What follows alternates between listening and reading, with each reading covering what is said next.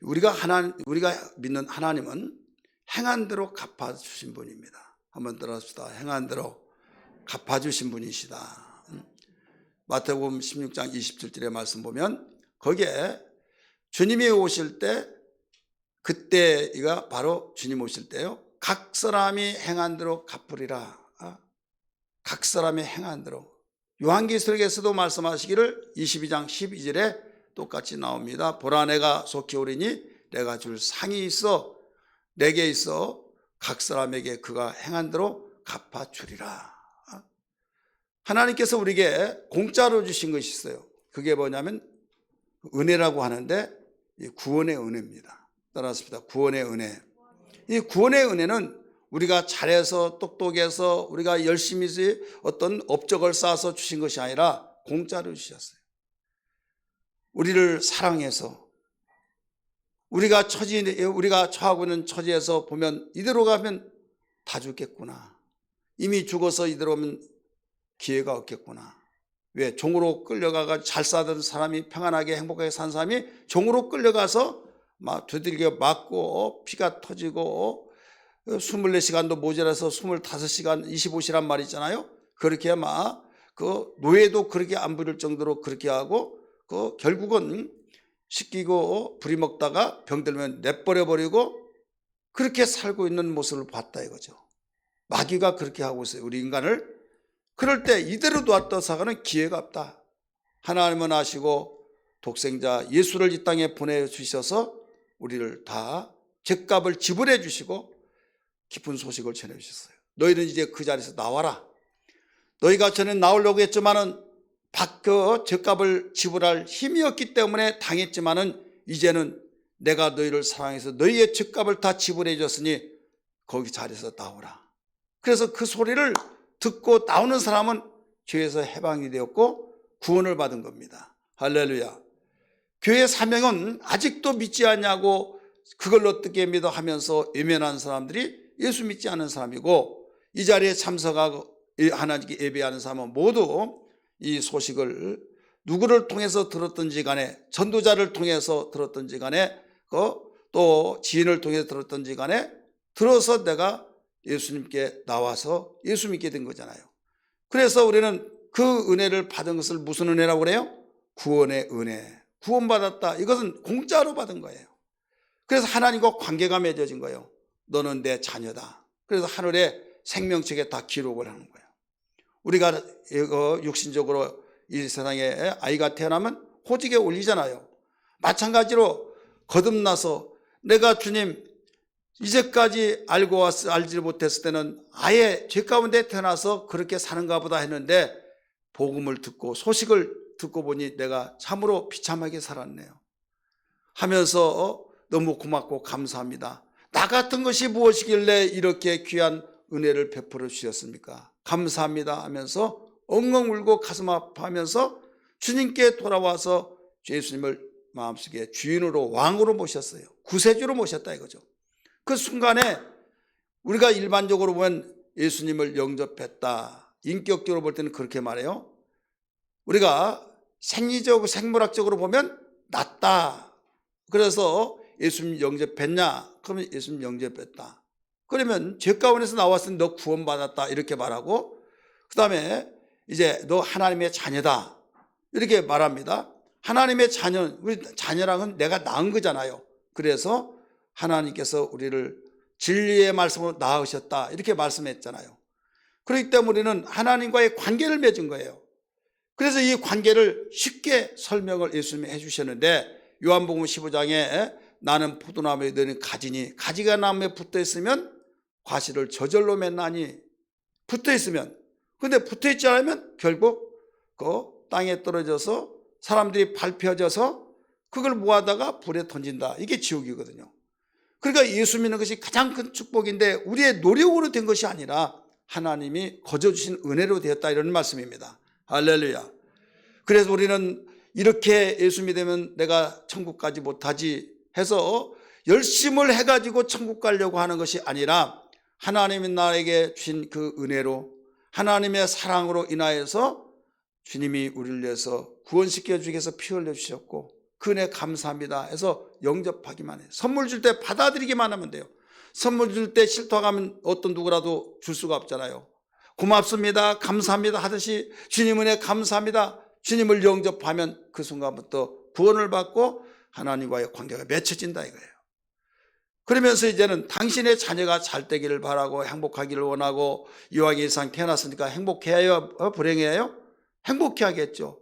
행복하고 우리가 아프지도 않고 건강하고 누가 뭐라고 하더라도 그걸 방어할 수 있고 이겨내고 막 할 힘이 있어야 하잖아요. 그게 뭐냐면 이 세상에서 하나님 말씀을 듣고 또 배우고, 또 배웠으면 우리가 실천을 해야 하잖아요. 그래야 진짜 산 지식이 되잖아요. 그래서 너는 순종하며 살아라 이거예요. 그래서 하나님이 우리에게 하신 말씀이 세 가지가 있는데, 크게 나눠서 신구약 성경이 이렇게 두껍지만은 그 세 가지인데, 하나는 정리하면 하라 이거예요. 하나는 하지 말아라, 세 번째는 믿으라 이거예요. 이 세 가지를 반대로 생각해 보세요. 하라고 했는데 하지 않고, 하지 말라고 했는데 하고, 믿으라 했는데 믿지 않고, 이게 바로 복받을 사람과 복받지 못할 사람의 둘로 딱 나눠진 거예요. 성경에 하라고 그렇게 많이 말씀을 했는데도 불구하고 왜 이런 걸 내가 하기 싫은데 하라고 그러냐고. 나 마음의 편안함을 얻고 자유를 얻으려고 하는데 교회 다녀서 듣고 보니까 내가 하기 싫은 건 다 하라고 하고 내가 하고 싶은 건 하지 말라고 하니 얼마나 스트레스 받는지 아느냐. 나를 억압시키더라. 이것은요 모르는 소리예요. 여러분 부모로서 자녀를 키우면서 자녀가 그 해야 할 일을 하지 않을 때는 어떻게 합니까? 너 하라 그러잖아요. 내가 알아서 하겠다고 하면서 짜증 부리고 내가 알아서 다 할 텐데 왜 그러냐고. 내 나이가 몇인데 왜 그러냐고. 네가 나이가 아무리 많이 먹지만 너 철들지 않아서 너 이렇게 하면 너 피눈물 난다. 내가 알아서 하겠다고. 그러면 끝까지 그러지 말라고 하면 그게 잘못된 겁니까? 스트레스만 줍니까? 놔둬보세요. 그러면 알아서 하기는 뭐 합니까? 나쁜 습관이 굳어가지고 완전히 지 마음대로 살아보면 보면 똑같은 나무지만은 조경사가 전지를 하면서 갖고 온 나무는요, 이게 인격적인 존재라고 한다면 얼마나 아프다고 할까요? 그러나 자를 것을 화가없이 자르고 아름다운 작품을 만들기 위해서는 다듬고 조경사에 의해서 작품이 나와요. 근데 지 마음대로 살아도 놔둬버리면 똑같은 종자 똑같은 나무를 할자도 뗄감뿐이 안 된다 이거예요. 우리 인간을 그냥 내가 하고 싶은 대로 내 마음대로 한다면요 화목감밖에 되지 않는 나무처럼 그렇게 되는 거예요. 그러나 내가 하기 싫더라도 하나님이 하라고 하는 말씀에 의해서 우리가 순종하면 귀한 가치가 있는 존재가 된 걸 믿으시길 바랍니다. 이걸 알고 우리는 하나님이 하라고 하신 그 말씀 속에 내가 하기 싫더라도 나 잘 때라고 행복하라고 하나님이 하라고 하신다 하셔서 우리는 하기 싫더라도 주님이 나 잘 때라고 하신다라고 해서 하다 보면 나중에 거기서 얻어지는 것이 후회가 없고 복된 일만 나타난다 이거죠. 그럴 때 이것이 계속하다 보면 이제 아름다운 습관, 복된 습관이 되어서 우리의 행복의 대로가 열려진 걸 믿기 바랍니다. 할렐루야. 그런데 내가 하기 싫던데 왜 하라고 하느냐, 그 고집을 끝까지 끌고 나간 사람이 있어요. 복받지 못할 사람이에요. 행복한 것 같은데 항상 여러분 내일 일을 알지 못해요. 그래서 우리는 하나님을 전적으로 믿고 안다고 한다면 오직 예 아멘에서 그리스도 예수 안에서 얼마든지 예가 되니 아멘하여 하나님께 영광을 돌리라고 하신 말씀처럼 이런 삶이 되어야 될 줄 믿습니다. 그리고 이 하지 말라 하는 것에는 하지 아니한데 나는 하고 싶은데 해가지고 또 반대로 나간 거예요. 그러니까 완전히 정반대잖아요. 그럼 누구의 말을 들어야 하느냐? 내가 하고 싶은 대로 살아야 하느냐? 내가 하고 싶은 대로 살고 싶은 것을 하나님이 하라 그러면 쉬워요. 근데 이상하게도 많은 사람이 하고 싶은 것은 하지 말라고 하는 것까지 느껴지니까 그게 어려운 거예요. 그러니까 억압을 받는다, 스트레스 받는다, 듣자니 해야 하는데 듣자니 하자니 듣는 것을 하자니 힘들고 안 하자니 찝찝하고 그래서 나 교회 안 나가 이런 사람들이 많이 있는데 이 자리에는 한 사람도 없는 줄 믿습니다. 이런 신앙 되기를 바랍니다. 그 다음에 또 믿으라 하는 것은 반대에 보면 뭐예요? 믿으라 하는데 나는 안 믿어져. 나는 못 믿어.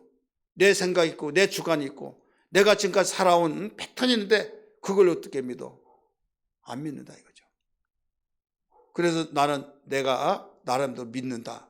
그러면서 교회 생활할 때는 이건 종교인이 되지 신앙인이 될 수가 없어요. 믿음을 하나님이 가장 기뻐하신데 믿음이 없이는 하나님 기쁘게 할 수가 없다고 그랬잖아요. 그런데 그 믿음은 어디에서 얻어지냐? 들음에서 얻어져요. 그래서 들었을 때 내가 두 가지 반응이 나타나요. 거부 반응이 일어나고, 하나는 아멘, 아멘해요. 못한 것은 주여 주여해요. 그러면 내가 해야지. 이 사람은 복 받을 마음이 다 준비됐고 하나님이 복 주신 그 기회를 놓치지 않은 겁니다. 근데 거부 반응이 일어나가지고 막 뛰쳐나가고 싶은 생각이 일어날 때가 있다 이거죠.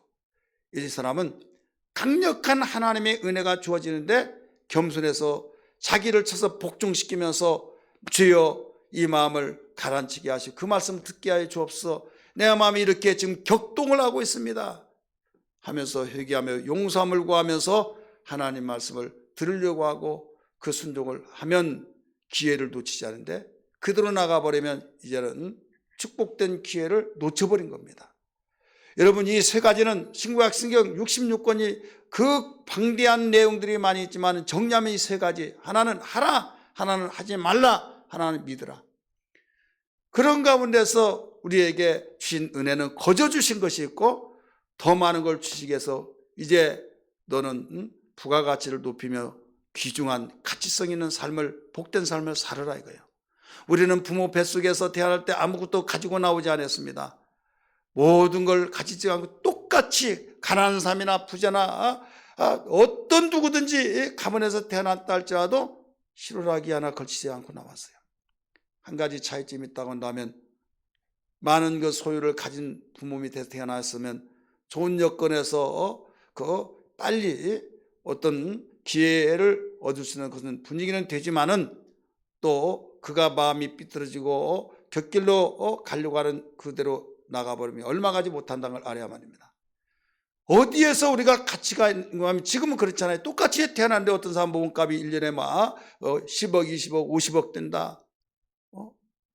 이건 그림의 떡이지. 우리가 생각할 때 1년 전봉이 3, 4천 되고 초봉마 2천만 원 되고 2천만도 못 된 사람도 있고, 그런데 어떻게 그 연봉이 막 20억, 30억 되냐, 막 너무 불공평하다 이렇게 생각하잖아요.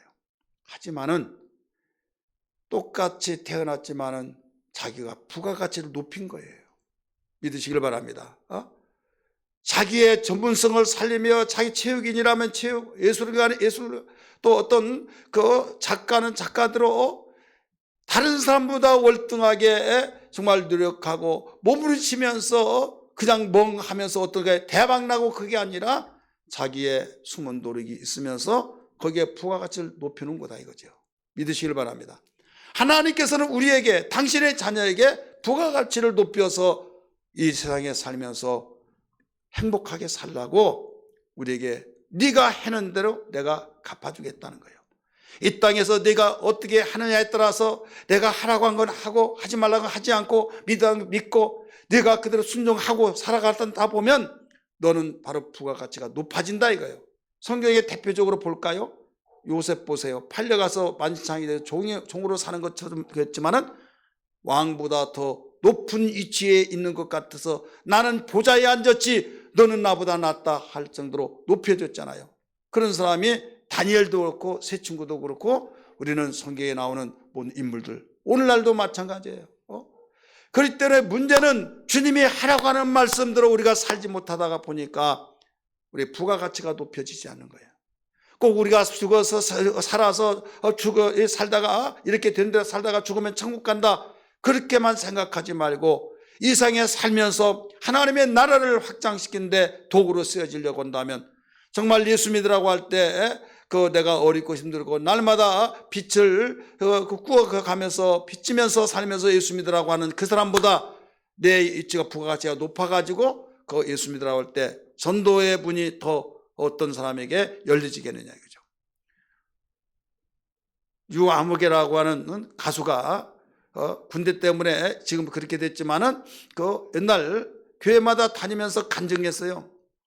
제가 아는 그 목사님 교회 간증하러 왔는데 그 당시에 얼마냐고 물어봤어요.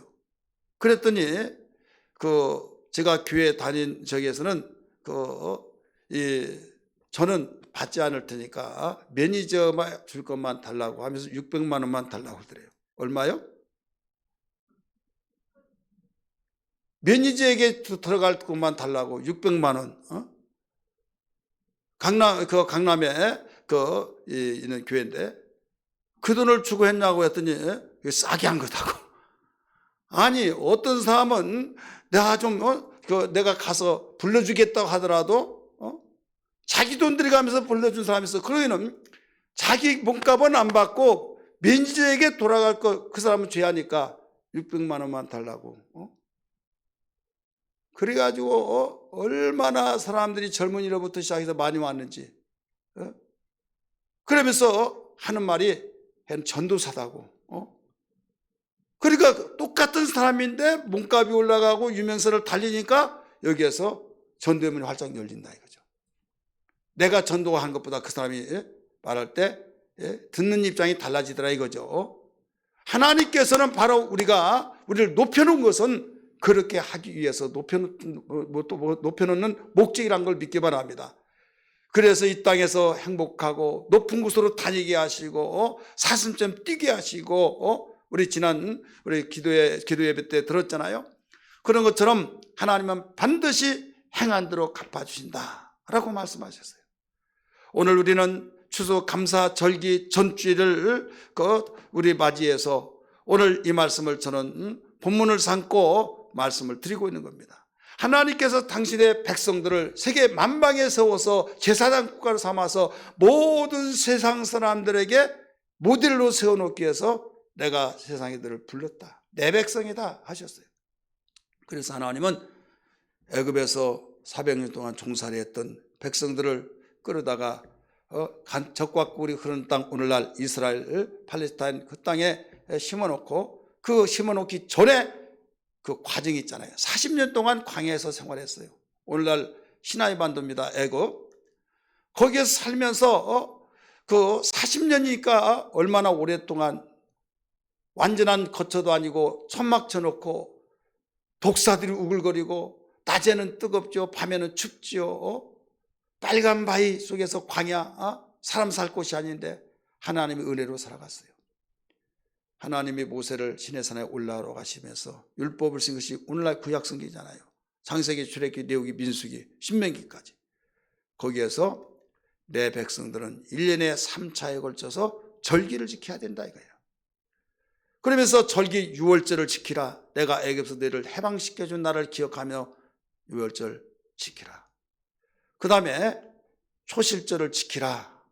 초실절을 맥추절이라고도 하고 오순절이라고도 해요. 칠절절이라고도 말해요. 이 절기를 지키란 거예요. 왜? 1년 동안 처음으로 곡식을 거두는 거기에 너희들이 씨를 뿌렸지만은 자라나게 한 분은 나다 하셔서 이 절기를 지키라는 거죠. 그 다음에 1년의 농사를 다 지어놓고 창고에 알곡을 갖다 놓고 하나님께 내게 드릴 것을 가지고 와서 광야를 너희 조상이 광야에 살았듯이 광장에 모여서 천막을 치고 일주일 동안 초막절을 지키라 말씀하셨어요. 1년에 3차에 걸쳐서 이 절기를 지키라는 거예요. 출애굽기에 대해서도 나오죠. 신명기에 나오죠. 민수기에도 나오죠. 여기저기 다 가르쳐 주신 말씀인데요. 애굽에서 나왔던 사람들에게 가르쳐 줄 때는 출애굽기 40년 동안 되다 보니까 자기 아버지 할아버지는 고향이 애굽이라고 한다면 자기들은 광야예요. 그래 역사의 주인공이 되었던 하나님이 역사의 어떤 엑스트라에서 활동 움직였던 그런 사람은 자기 선조들이면 자기들은 광야에 태어났으니까 홍해를 건너왔다고 하는 말을 들었지만은 경험은 없잖아요. 모세를 통해서 이렇게 이런 일이 있어서 우리에게 주셨다 하지만은 그 내용을 들어서만 하지 목격을 못했잖아요. 그래서 출애굽 2세에 그들에게 광야에 태어난 사람들에게 무엇을 가르쳐주냐면 신명기에서 출애굽기에 있는 내용들이 대부분 많이 나온 내용들이 그래서 그런 거예요. 이렇게 해서 절기를 지키라고 하는데 1년에 3차의 절기가 모두 다 무슨 절기냐? 각각 의미는 다르지만은 공통적인 것은 감사절기입니다. 따라합시다. 감사절기. 애굽에서 해방된 해방절기. 그 다음에 1년의 중간에 1년 살다 보면 처음에는 막 뜨겁고 감사하고 하다가 시간이 흐르면서 냉랭해지고 무디져. 그래요, 안 그래요? 그러잖아요. 여러분이 1년 동안 1월 달에 상경 읽기 운동 한다 해서 막 했는데 어떻게 될까? 정말 해보니까 되더라 이거죠. 친구야, 그것도 그냥 눈으로 읽는 것이 입으로 해서 정독을 읽을 때 얼마나 해냈다고 그때 기쁜지. 이렇게 하다 보면 여유 있게 2달에 한 번을 하더라도 6번을 읽고, 아유 너무 그러니까 석 달에 한 번이 읽지 뭐, 여유 있게. 그러면 4번을 읽는다 이거죠. 석 달에만. 아유 그러지 말라, 상반기 하반기 읽지 뭐. 그럼 2번 읽어요. 그렇게 하려고 하는데 됩니까 안 됩니까? 해보신 분들 그냥 흐물흐물하면서 그냥 못해지더라 이거죠. 그와 같이 이게 인간의 속성이에요. 정말 해방된 걸 종살이에서 내가 나와서 얼마나 감사합니까? 하나님 잘 섬기야겠다. 근데 감사거리 이유를 알아야 감사하라고 할 거 아니에요. 너희가 농사를 지어서 정말 거둔다고 얼마나 기쁘냐. 그래서 맥추지례가도 하고 실질절 초실제라고 하는 이 절기를 지키라고 하시더니 이제 1년에 또 흐름에 따라서 마비되고 또 기억에서 아물아물하면서 무디질까 봐 하나님께서는 이제는 어떤 누구라도 손님이 너희 그 시간 그 기간에 왔다, 너 나그네가 왔다, 다 그들 데리고 같이 모여서 연락하라. 이게 뭐냐면 즐거움으로 드리라. 빈손 들고 오지 말고 내가 복준 고백으로 예물을 드리고 드리라 하면서 절기를 지킬 것을 촉구했다 이거죠. 그러면 내가 너에게 복을 주겠다. 왜? 복받을 그릇이 준비됐으니까. 하나님이 인색하신 분이 아니라 은혜가 풍성하셔서 흔들어 눌러 안겨주신다는 걸 믿기 바랍니다. 한번 따라합시다. 흔들어, 이렇게 해보세요. 흔들어 눌러 안겨주시리라. 주님이 그렇게 말씀하셨잖아요. 주라. 그래야 내가 줄 것이요. 말씀하시면서 내가 준데 어떻게 주냐? 내가 눌러서 흔들어서 그 다음에 넘치도록 주겠다. 하나님은 복이 인색하지 않아요.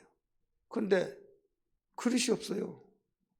그릇이 없으니까 줄 수가 없잖아요.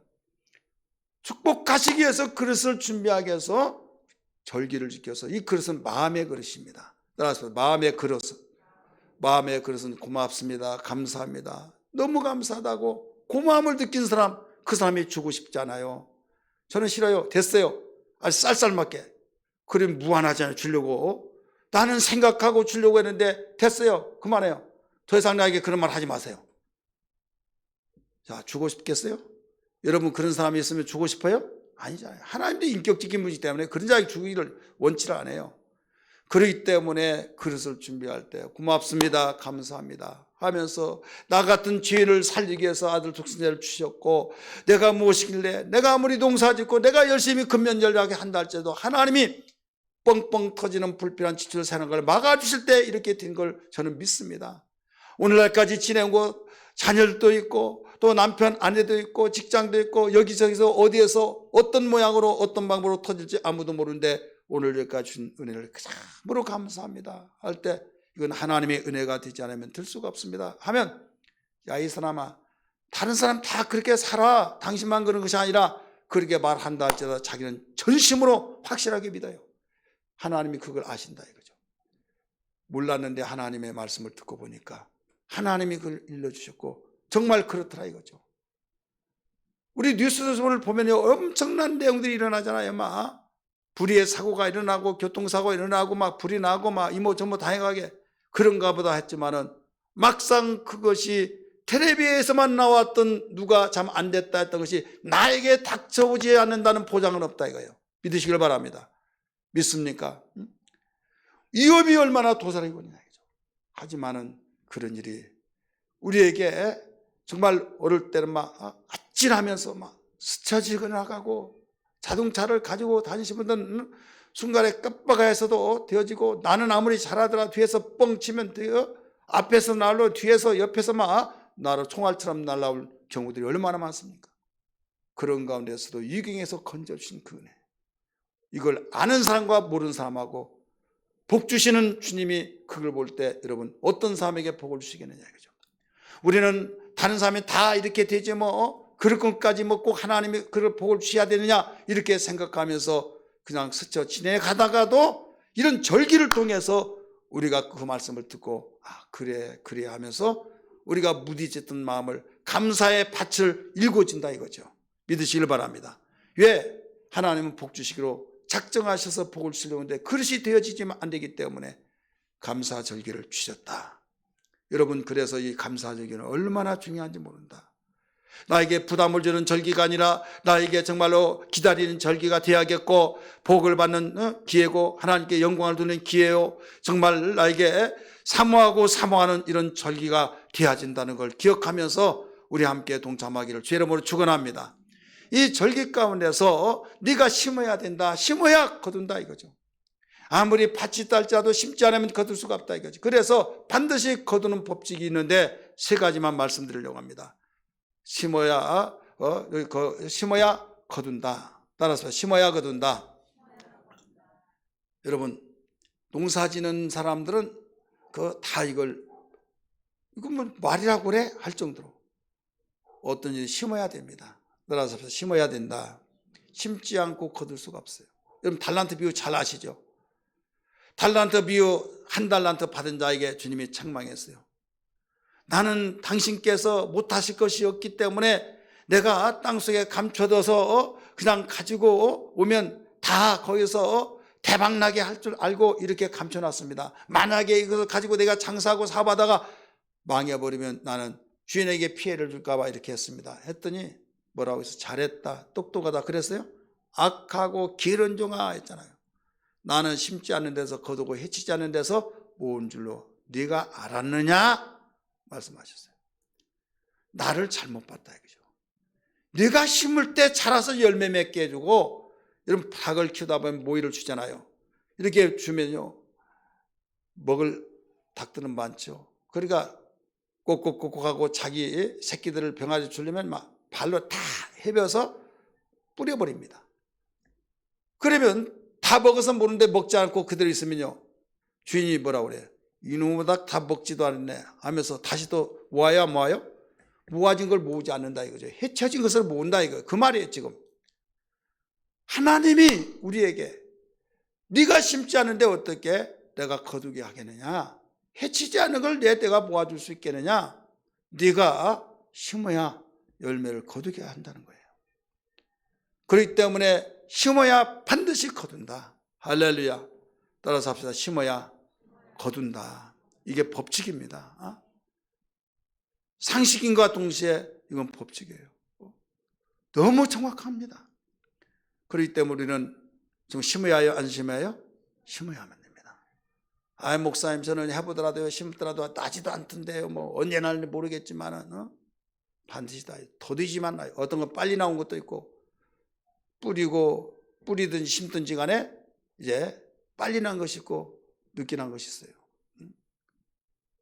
대추씨 같은 것은요 엄청나게 오래 걸립니다. 인삼 삼시도요 한 달 이상 걸려요. 싹이 나려면. 근데 야채 채소 씨는요 뿌리고 비가 왔으면 한 2, 3일 있으면 벌써 올라와. 어떤 사람이요 대나무를 너무 좋아해가지고 대나무 뿌리를 갖다 심었어요. 심었더니 뾰족하게 조금 올라오더니 그냥 죽어버리더래요. 왜 안 나지? 다 죽었네. 그 다음에 또 갖다 심었어요. 또 올라오더니 또 죽어요. 그 다음에 또 그래서 조금 싹이 올라오는데 죽어버린 거예요. 그래 나중에 우린 대나무가 안 되나. 그래서 5년째 5번째 또 대나무를 뿌리를 갖다 심었어요. 심어서 이제 싹이 이제 올라오다가 죽더라 이거죠. 그런데 또 안 됐다는데 죽었다고 생각하는데 일찍 심은 거예요. 거기서부터 막 우죽순 팍 올라오는데 어마어마하더라 이거죠. 그래가지고 하루에 50cm씩 자라야 돼요. 50cm. 그걸 잘라서 팔아서 당시에 어마어마한 돈을 벌었다는 실화의 이야기입니다.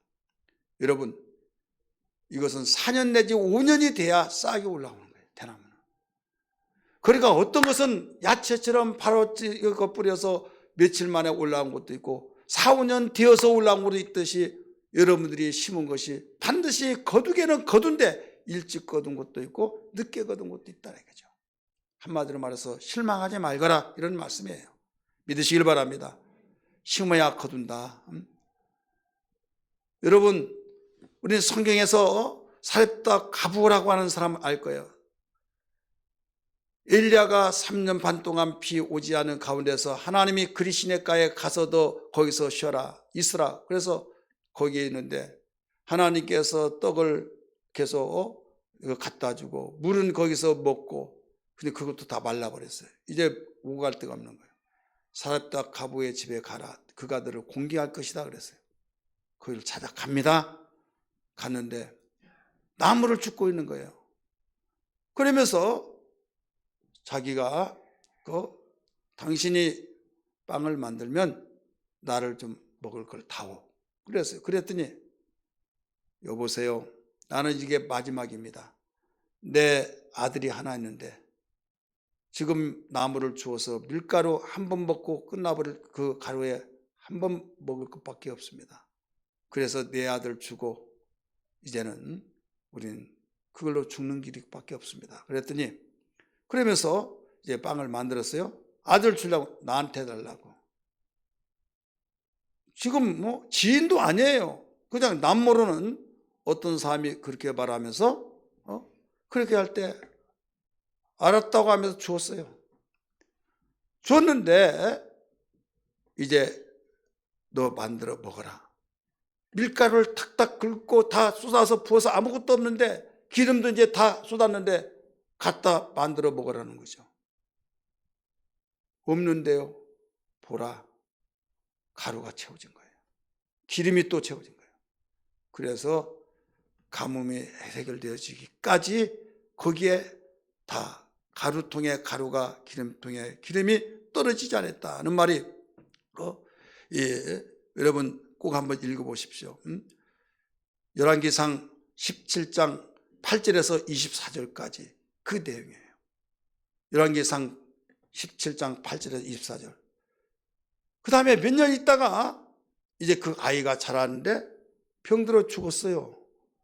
어찌하여 나를 죄를 지어서 죄가 생각나게 하십니까? 그러니까 대부분 그 죄를 지어서가 아니라 자기는 양심에서 살았지만은 무슨 일이 나면 마음에 그러잖아요. 내가 한 많은 여자, 죄를 많이 지어서 이런 마음 하잖아요. 결과가 말해주고 있다고 하듯이. 그래서 왜 나를 죄를 생각나게 해줍니까? 당신이 왜 나를 죄를 생각나게 하고 아들이 죽었나이다. 그래가지고 가자 해서 살려줬어요. 자, 여러분, 이 여인이 어떻게 가루통에 가루가 떨어지지 않고 기름병에 기름이 떨어지지 않느냐? 심었다 이거죠. 시편 126편 5절의 말씀 보니까 눈물을 흘리면서 씨를 뿌린 자는 기쁨을 가지고 거두리라고 말씀했어요. 따라서 합시다. 눈물을 흘리며 씨를 뿌린 자는 기쁨으로 거두리라. 이 눈물 있는 씨를 뿌려야 된다. 눈물 있는 가운데 심어야 된다 이거죠. 이 여인이 바로 그런 것 같은 거예요. 여유 있는 가운데가 아니라 없는 가운데서도 정말 눈물이잖아요. 내가 이걸 먹고 마지막에 이렇게 되어진다. 죽는다 할 때 듣는 건 쉬울는지 모르겠지만은 여러분 입장을 바꾸는 생각하면 자기 아들 주지 당신 미쳤어? 하지만은 저분이 말한 것은 뭔가 마음속에 하나님 복을 주시려고 작정하셔서 벌써 그 심을 수 있는 기회를 주셨을 때 놓치지 않았다 이거죠. 이건 눈물 가운데 심은 겁니다. 믿으시길 바랍니다. 눈물 가운데 심었더니 바로 그게 다른 사람은 죽어갔지만은 그의 가정은 죽지 않냐고. 살다 보면 어려운 일 당하잖아요. 어려운 일 중에 어느 것이 가장 어려울까요? 죽는 것보다 더 큰 어려운 일이 어디 있어요? 의학도 더 아무리 발달됐더라도 끝나버리잖아요. 그럼에도 불구하고 하나님의 종 엘리야에게 찾아와서 사건 이야기했더니 가자 해가지고 그를 기도해서 살려줬던 사건이 나와요. 이건 심었기 때문이다. 이걸 믿기 바랍니다. 일찍 예수 믿는 사람은 저 강남에 있는 소망교회 잘 아실 거예요. 이 소망교회 곽선희 목사님, 그분이 이제는 원로 목사님 됐는데 그분의 간증이 그렇습니다. 항상 무슨 관계냐면 이북에서 홀로 내려오신 분이에요. 그러면서 간증하기를 당신은 한 번도 어려움을 당하지 않았다. 풍성하게 살았다. 이렇게 말을 해요. 풍성하게 산 이유는 뭐냐? 아무것도 가지고 오지 않고 월남에서 내려왔는데 어떻게 풍성하게 사느냐? 우리 선조가 심어놨기 때문이다. 이런 말이에요. 우리 선조가 심었다. 그러면서 자기 선조인 할아버지의 이야기를 합니다. 할아버지는 1년에 한 번씩 일주일 동안 거지잔치를 한다는 거예요. 무슨 잔치요? 거지잔치. 거지들을 향해서 다 모이라 하면서 얼마나 불쌍하냐 하면서 열심히 마음껏 먹고 배 터지도록 먹고 이제 그만 할 정도. 거지에게는요 더 있더라도 막 눈이 막 거기만 집중되잖아요. 그 모든 걸 곡식을 풀어서 다 잔치를 내준 거죠. 어김없이 1년에 한 번씩 일주일 동안. 그런데 나중에 어느 날 한 번은 얘들아 다 모이라. 누구에게? 자기 식구들에게. 오늘 내가 갈 것이다. 그러더래요. 오늘 내가 갈 것이다. 지금 빨리 모든 곡식 창고를 열어서 거지잔치를 일주일 동안 하라. 이게 내 유언이다. 그 말이 끝나자마자 몇 시간 있다가 그대로 운명하신 거예요. 그래서 그 유언을 받들어서 평상시에 했던 일이지만 이게 조상집인지 잔치집인지 분간을 하지 못할 정도로. 그래서 북한 그 고향에 갈 그 이산가족 막 있잖아요.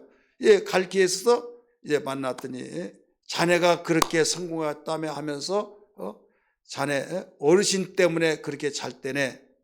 그 이웃들이 그러더란 거죠. 여러분, 심어야 된다는 사실, 심어야 거둔다는 사실을 믿기 바랍니다. 오늘 성경은 말합니다. 성경은 우리가 내가 누구에게 한 것이 예수 믿는 사람이 그 사람에게 하는 것은 소자의 지극히 작은 자라도 바로 누구에게? 바로 나에게 한 것이다. 마태복음 25장 40절에 그렇게 나옵니다. 여기 내 형제 중에 지극히 작은 자 하나에게 한 것이 곧 내게 한 것이라. 이게 심은 거예요. 우리는 심기를 주의 이름으로 축복합니다. 우리가 심기에 대해서 무엇이 내일 일을 모르는데 뭐 심어 그냥 가지고 있지 이렇게 하다가 내일 일을 우리는 모르잖아요. 그래서 이해가 되지 않는 사람도 있겠지만은 내일 전쟁이 일어난다 할지라도 오늘 심어야 된다 이런 말들을 하잖아요. 우리 심어 놓으면 여기에 반드시 나도 거두고 또 내가 그것을 심어 놓은 걸 거두지 못하고 그랬다 할지라도 내 자녀가 후손들이 바로 거둔다는 것을 믿기 바랍니다.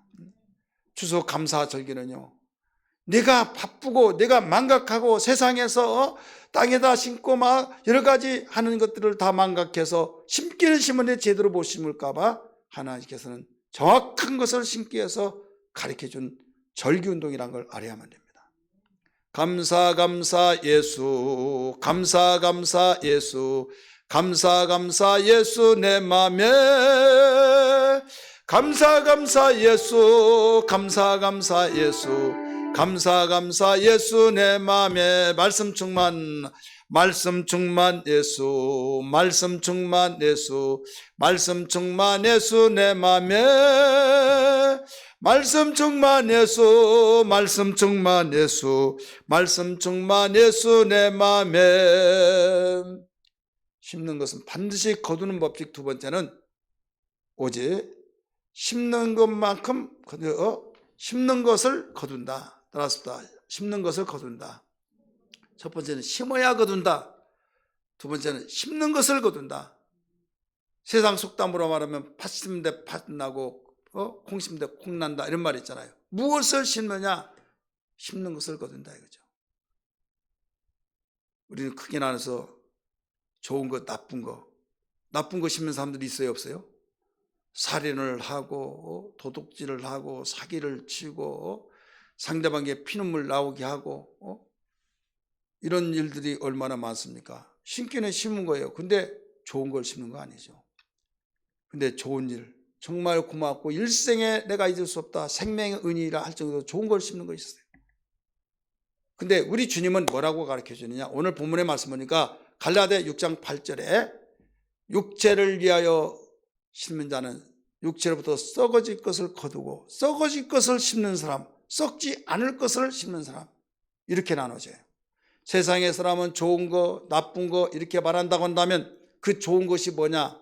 사람은 내가 좋아하는 것은 좋은 거, 나쁜 것은 내가 나쁜 거 이렇게 생각하는데, 하나님께서 좋은 것은 무엇을 설명해 주냐면 썩지 아니할 것, 썩지 아니할 것이다 이거죠. 이 세상에 썩지 않을 것이 어디 있어요? 다 썩잖아요. 그래서 성령을 위하여 심는 것은 썩지 않는다 이거예요. 육체를 위해서 심는 것은 썩는다 이거예요. 그래서 예수 믿는 사람에게는 세상이 알지 못한 비밀을 가르쳐 준 거예요. 여러분, 썩지 않을 성령을 위해서 심기를 주의 이름으로 축원합니다. 예수의 이름을 가지고 심기를 주의 이름으로 축원합니다. 하나님의 말씀을 의지해서 심기를 주의 이름으로 축원합니다. 그래서 우리는 어떤 가운데서도 정말 심는 것을 거둬요. 어떤 걸 심느냐? 썩지 않을 것을 좀 심자 이거죠. 우리가 심는 그대로 거두는데 성경에 인물 나오는 가운데 아브라함 잘 아시죠? 믿음의 조상 아브라함. 아브라함이 어땠습니까? 위기에 당하니까, 자기가 위기를 당하니까 자기는 살고 마누라는 어떻게 될 망정, 나 관심 없어 하고, 관계가 어떻게 되냐고, 내 누이라고 하라. 왜 그런가 하면 워낙 인물이 예뻐가지고요, 날씬하지 최고 예뻐가지고 그냥 지나간 사람 정말 그 이쁘지 않고 앞에 나고 뒤에 나고 짜리뭉땅하면 누가 그것들 또 보겠어요. 그런데 허점이 하나 너무나도 이쁘다는 거죠. 성경이 그렇게 나와요. 그러니까 어디 가더라도 군침 올리면서 너 이게 누구야? 그러면 내 부인이라면 죽이고 뺏어갈까 봐. 그러면 결국 나는 죽고 그는 살고. 그러니까 자기가 살기 위해서는 어떻게 하겠어요? 내 누이라고. 그러면 누이니까 데려가잖아요. 그러면 자기도 살고 너도 살고. 그런 논리를 가지고 누이라고 했어요. 그렇게 해가지고 모면을 하고 하나님이 호통쳐 가지고 다시 뒤들려 보내고, 그걸 몇 번이냐면 한 번 했으면 딱 끝나니 2번이나 했어요. 그런데요, 거기서 끝나지 않고 그걸 심었어요. 심었더니 누구도 그렇게 놨어요? 이삭도 똑같이 내 누이라고 해가지고 2번 똑같이 그래요. 여기서 잘 가르쳐주고 있잖아요. 심는 그대로 거둔다. 따라서 합시다. 심는 그대로 거두더라. 심는 것 그대로 거뒀다는 것을 우리가 알 수 있어요. 우리는 성령으로 심기를 주의 이름으로 축원합니다. 성령의 열매가 9가지 잘 아시죠? 사랑과 온유와 절제 하면서 모든 것을 9가지 이야기하고 있어요. 육체의 열매는 가지가지 우리 성경에 가르쳐준 대로 갈라디아 5장 19절부터 나오잖아요. 욥기 4장 8절의 말씀 보면 악을 밭갈아 독을 심는 자는 그대로 거두나니 이렇게 나와요. 따라서 악을 밭갈고 독을 뿌린 자는 그대로 거두나니. 그래서 우리가 성령을 해서 심으려면 어떻게 하느냐? 반드시 우리의 육신의 생각을 가지고 행하면 안 됩니다. 육신의 생각은 사망이고 영의 생각은 생명과 평안인데, 우리가 하나님의 말씀을 듣지 않고 말씀대로 살지 않으면 인간의 속성이 그대로 나온 거예요. 그러다가 보니까 내가 하고 싶은 데 하면 나중에 내가 좋아서 했고 착하고 좋아서 좋은 일을 했는데 나중에 그게 결국은 육신의 생각이 되어서 썩어질 것이 되어지고 나중에 후회를 하게 되어지고. 그래서 결론은 뭐냐면 성경은 이렇게 나와요. 로마서 8장 13절의 말씀 보면 내가 육체대로 살면 반드시 죽지만은 영으로서 몸의 행실을 죽이면 살리니. 그래서 내 인간이라고 하는 육체의 욕심, 육신의 생각을 바로 죽여야 된다 이거죠. 죽이려면 그 육신보다 더 강한 자가 있어요. 이게 바로 성령의 능력이라는 걸 믿기 바랍니다. 할렐루야. 성령의 능력의 역사. 그래서 성령 충만해야 된다. 성령 충만해야 된다. 그 이유가 그거예요. 그런데 그것도 모르고 성령 충만이고 뭐고 나 다 짜증난다. 그냥 내 방식이 있다. 그러니까 10년, 20년, 30년 다니더라도 종교인 되고 신앙인이 될 수가 없어. 변화도 되지 않고 어디서 빰 맞고 어디서 화풀이 한단 말이 있듯이 안 되면 나중에 거슬러 올라가서 교회 탓하고 누구 하나님 탓해요. 하나님 믿어봤자 다 필요 없더라. 다 이렇게 나가버린다 이거죠. 여러분, 우리는 성령을 위해서 심어서 썩지 않은 것을 거둘 수 있는, 오늘 거두는 법칙, 반드시 거두는 법칙, 세 가지 법칙. 하나, 심어야 된다. 하나는 심는 대로 거둔다. 심는 거. 마지막 세 번째는 바로 양에 대해서 가르쳐주고 있어요. 심는 만큼 거둔다. 따라합시다. 심는 만큼 거둔다. 많이 심는 자는 많이 거두고 조금 심는 자는 적게 거둔다. 고린도후서 9장 6절 말씀 보면 잘 가르쳐주고 있잖아요. 이것이 곧 적게 심는 자는 적게 거두고 많이 심는 자는 많이 거둔다 하는 말이 이 말이다 하면서, 우리가 이런 말 하잖아요. 투자를 하더라도 퍼센트는 똑같은데 워낙 조금 했더니 얼마 되지도 않아. 퍼센트가 많으면 조금이더라도 막 눈덩이 있으면 벌죠. 그래야 돈이 돈을 번다 이런 말 하잖아요. 성경은 이것도 가르쳐주고 있어요. 그래서 우리가 복된 것은 많이 심어야 된다 이거죠. 따라합시다. 많이 심어야 된다. 성경은 주님이 직접 가르쳐 주셨어요. 예수님이 성전에서 딱 의자를 앉아 헌금을, 그때는 헌금 뒤에다 이제 헌금깨를 놨는데 누가 많이 넣나 그걸 보시기 위해서 앉아 있었어요. 그랬더니 부자가 와서 막 짱그랑 따다다다 막 따발총처럼 막, 그러니까 많이 넣었다는 거죠. 근데 땅땅 두 번 났어요. 근데 소리가 적어. 그러니까 동전도요, 이 500원짜리가 있고 그 다음에 100원짜리 있고 10원짜리 있잖아요. 10원짜리는 소리가 크겠어요, 안 크겠어요? 마찬가지예요. 그러니까 누가 보더라도 과부가 정말 어렵고 살림하는 어려운 이 가운데 누가 많이 드렸겠느냐 물어본 거예요. 이때 뭐라고 했습니까? 신복을 지키니까 어렵게 사는 두 냅돈을 가진 과부가 많이 드렸다. 주님이 그것을 지적해 준 거예요. 누가복음 21장 1절부터 4절에 있는 말씀입니다. 그러면서 주님은 거기에 대해서 퍼센트로 이야기하면서 왜 그 사람이 많이 드렸느냐? 이 과부는 생활비 전부를 드렸다. 생활비 전부를 드렸기 때문에 많고, 부자는 어마어마하게 많은데 아무리 많이 드렸다 하더라도 그런 껌값뿐이 안 된다. 이런 입장에서 설명하신 거예요, 주님이. 여러분, 우리는 그래서 마태복음 22장 37절의 말씀이니까 마음을 다하고 성품을 다하고 뜻을 다하여 주 너희 하나님을 사랑하라. 헌금은 뭡니까? 바로 주님을 사랑하는 고백이고 믿음에 대한 고백이에요. 마음과 성품과 뜻을 다하여, 이 다하여란 말은 전부, 전체, 이게 말하는 거예요. 여러분, 우리는 몸도 마음도 뜻도 성품도, 여러분, 내가 하나님께 드릴 수 있는, 그래서 우리가 주일날 예배 드린 것도 시간을 우리가 드리잖아요. 내 목소리도 드리잖아요. 헌금도 드리잖아요. 우리 생각을 우리 보이지 않기 때문에 내 생각을 나만 알고 누가 모르잖아요. 그런데 이번에 안 되지 하면서 주여 나를 용서해 주옵소서, 헛된 생각을 용서해 주세요 하면서 생각을 주님께 드리고 마음을 드리면서 주님께 드려줄 수 있는 것을 다 드리기 위해서 우리는 힘을 쓰고 있잖아요. 사랑하는 성도들이요, 우리 모두 다 함께 이 심은 만큼 거둔 만큼, 많이 심는 자는 많이 거두고 적게 심는 자는 적게 거둔다.